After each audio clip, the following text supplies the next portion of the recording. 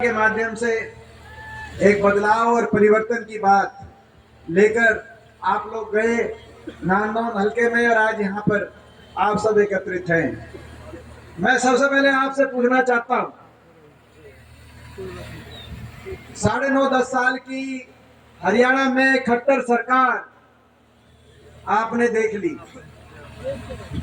खट्टर सरकार देख ली, खट्टर साहब भी देख लिए, सारा इनका मंत्रिमंडल भी देख लिया, सारी जो बात बीजेपी भी देख ली, जेजेपी भी देख ली। मैं आप सबसे पूछना चाहता हूं, छींक लिए कि कसर बाकी रह रही है? नहीं बताओ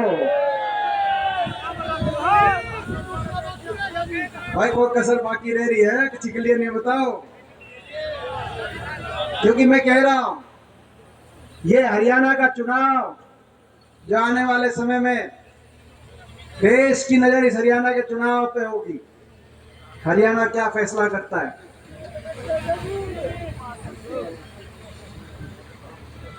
एक बात जो छोटू राम ने एक बात कही, कहते थे, मैं तो उन्होंने कई बातें कही जो आज हमें याद करनी चाहिए, और एक बात उन्होंने कही कि चर्चा तेरी बर्बादी की, चर्चा तेरी बर्बादी की, दिल से समझना, लिखी आसमानों पे, चर्चा तेरी बर्बादी की लिखी आसमानों पे, नहीं समझा तो मिट जाएगा, दास्तां भी नहीं रहेगी दास्तानों में। आप इस बात को समझना, ये लड़ाई हरियाणा को बचाने की लड़ाई है, हरियाणा के नौजवान के भविष्य को बचाने की लड़ाई है, हरियाणा के किसान मजदूर को बचाने की लड़ाई, हरियाणा के गरीब वंचित वर्ग को बचाने की लड़ाई है, हरियाणा के भविष्य को और हरियाणा को बचाने की लड़ाई है। इस बात को आप समझना। आज से लगभग 10 साल, 9.5 साल पहले इनको मौका मिला, देश में भी और प्रदेश में भी बड़े बहुमत से इनकी सरकार बनी थी। 4 महीने शेष बचे, समर यानी कि लड़ाई, समर के बचे शेष 4 महीने। 4 महीने के बाद 1 महीना तो बचा है लोकसभा चुनाव में। पहली लड़ाई तो लोकसभा चुनाव में होगी, और लोकसभा चुनाव में आचार संहिता रहेगी 2-2.5 महीने, उसके 3 महीने के बाद फिर होगा विधानसभा चुनाव। 1 महीना और 4 महीने बचे हैं। अब जो इन्हें करना पुराना था वो कर लिया, अब आपका फैसले का समय। 10 साल की सरकार में प्रचंड बहुमत से जो बनी है सरकार, इसने हरियाणा को, दोनों सरकारों ने मिला के हरियाणा क्या किया?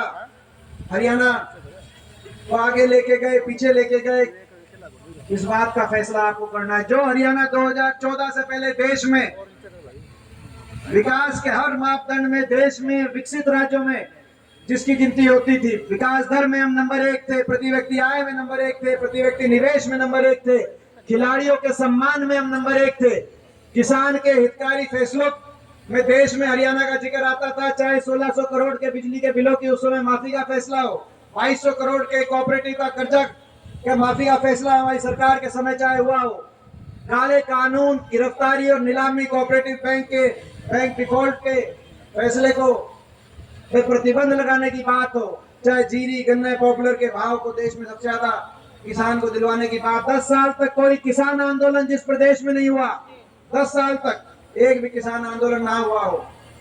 जो प्रदेश 2014 से पहले गरीब कल्याण में देश में जिसका नाम लिया जाता है, गरीब को 4 लाख, गरीब को 100 गज के प्लॉट मिले हों, 3 लाख गरीब परिवारों को मकान मिले हों, पानी की टंकी टूटी और स्कूल के अंदर गरीब के बच्चे को 20 लाख बच्चों को वजीफा मिला हो, देश में सबसे ज्यादा जब कांग्रेस की सरकार रही तो पेंशन रही, और देश से सबसे सस्ती बिजली हरियाणा मिली हो। आज वो प्रदेश जो विकास में आगे था, भाईचारे में आगे था, खुशहाली में आगे था, कानून व्यवस्था में आगे था, खिलाड़ियों के सम्मान में आगे था, वही प्रदेश खट्टर सरकार की इन 10 साल के बाद देश में विकास में तो पिछड़ गया और नंबर 1 पहुंच गया। तो आज बेरोजगारी में देश में नंबर 1, महंगाई में देश में नंबर 1, भ्रष्टाचार में देश में नंबर 1, नशे में देश में नंबर 1। नारा था दूध दही का खाना, ऐसा था हमारा हरियाणा। खेल खिलाड़ियों का हरियाणा, आज नशे का हरियाणा बन गया, नशे में नंबर 1 हरियाणा बन गया। आज हर घर में एक नौजवान पढ़ा लिखा, बेरोजगारों की फौज खड़ी हो गई हरियाणा में। ऐसी स्थिति हरियाणा में बन गई। सबसे महंगी बिजली, सबसे महंगा डीजल पेट्रोल, सबसे ज्यादा महंगाई और सबसे ज्यादा भ्रष्टाचार, क्योंकि ये सरकार तो बनी भ्रष्टाचार पे। ये सरकार लोगों ने नहीं चुनी थी 2019 में, पिछले इलेक्शन में लोगों ने तो इस सरकार को नकारने का काम किया था। आपको याद है 2019 के चुनाव में, लोकसभा में जब इनकी 10 सीट आई तो बीजेपी ने नारा दे दिया। क्या नारा दिया था बीजेपी ने? खट्टर साहब ने नारा दे दिया 2019 में, बीजेपी जाएगी 75 पार। आपको याद होगा। इस बीच में एक और नारा आया, दुष्यंत चौटाला, जेजेपी ने एक नारा दिया, जमुना पार। बीजेपी ने करो जमुना पार। ठीक कह रहा हूं कि गलत कह रहा हूं?